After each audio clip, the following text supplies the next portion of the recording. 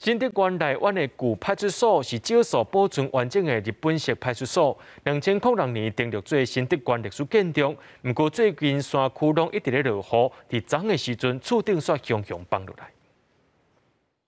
已经有80多栋历史的旧内湾派出所，过去一直有保存修复计划，按算要将这栋老建筑搁再利用。想袂到连续几啊天落雨了后，派出所查扣厝顶未砍地，放落来一大地。那连火车站都听到，整个都掉，那个就声音很大。那有没有觉得大概是什么原因啊？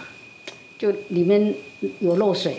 文化局接到通报，派人来现场勘查，另外也参工程人员讨论，暂时先大布棚，也提出灾害紧急抢修的计划。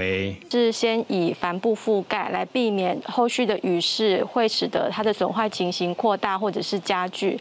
另外，我们也同步会去争取文化资产局的灾后紧急抢修的复建，因为它是历史建筑，所以我们还是以恢复原貌为目的。去年文化局已经提案，希望派出所会使找 ROT 团队来经营。即马因为厝顶结构坏去，所以恐惊要先解决修复的问题。记者刘君和新竹报道。